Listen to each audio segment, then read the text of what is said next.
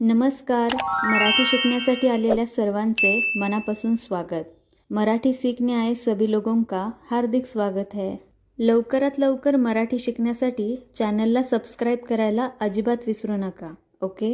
मराठी वर्णमाला में दो प्रकार होते हैं. एक है स्वर और दूसरा है व्यंजन. उनमें से स्वरों को हमने सीखा है, जिसका वीडियो चैनल पर अवेलेबल है.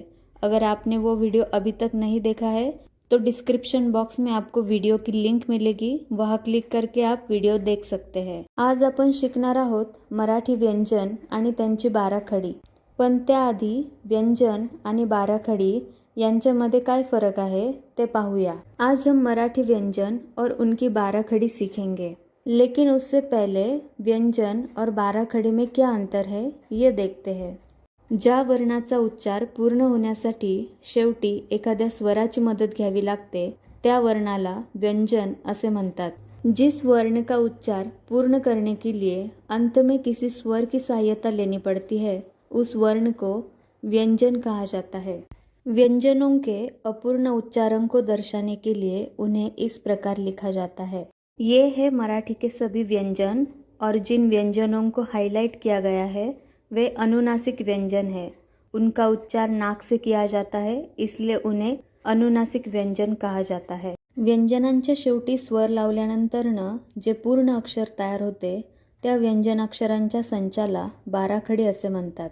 व्यंजन के अंत में स्वर जोड़ने पर जो पूरा अक्षर बनता है उस व्यंजन अक्षरों के समूह को बाराखड़ी कहा जाता है. अब हम प्रत्येक व्यंजन उसकी बाराखड़ी के साथ सीखने वाले हैं, तो चलिए शुरू करते हैं.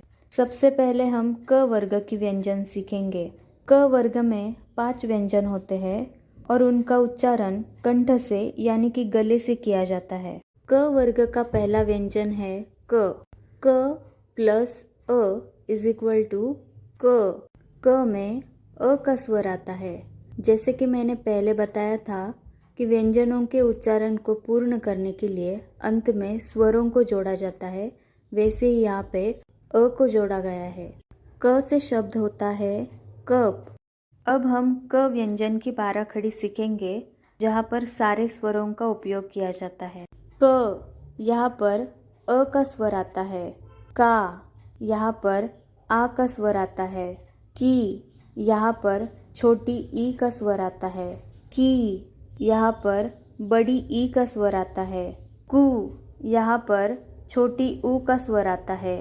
कु यहाँ पर बड़ी ऊ का स्वर आता है. के यहाँ पर ए का स्वर आता है. कई यहाँ पर ऐ का स्वर आता है. को यहाँ पर ओ का स्वर आता है. कऊ यहाँ पर औ का स्वर आता है. कम यहाँ पर अम का स्वर आता है. कहा यहाँ पर अह का स्वर आता है. फिर से हम क की बाराखड़ी को रिपीट करते हैं, जिससे आपको उनके उच्चारण अच्छे से समझ में आ जाए. उच्चारण करते समय आपको गले से आवाज निकालनी है. क, का, की, कु, के, कई, को, कऊ, कम, कहा. क वर्ग का दूसरा व्यंजन है ख. क प्लस ह इज इक्वल टू ख. क और ह के स्वर से ख बनता है. ख से शब्द होता है खड़ू यानी कि चौक. ख का उच्चारण भी आपको गले से करना है. अब हम ख की बाराखड़ी सीखेंगे. ख, खा, खी, खू, खू, खे, खई, खो, खऊ, खम, खहा.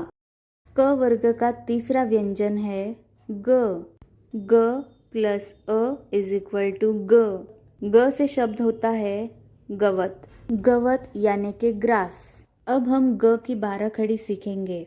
ग, गा, गी, गू, गू, गे, गई, गो, गऊ, गम, गहा. क वर्ग का चौथा व्यंजन है घ. ग प्लस ह इज इक्वल टू घ.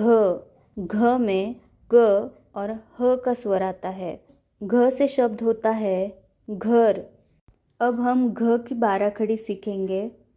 घ, घा, घी, घी, घू, घू, घे, घई, घो, घऊ, घम, घा। क वर्ग का 5वां व्यंजन है अंग। यह एक अनुनासिक व्यंजन है जिसका उच्चारण नाक से किया जाता है, लेकिन ये क वर्ग में आता है, इसलिए इसका उच्चारण गले से भी किया जाता है।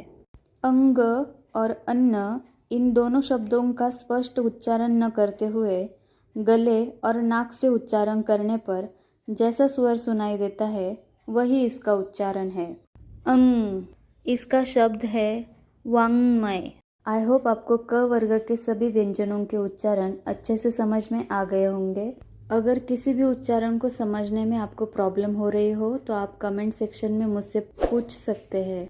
आज के वीडियो के लिए इतना ही। मिलते हैं नेक्स्ट वीडियो में। Bye bye.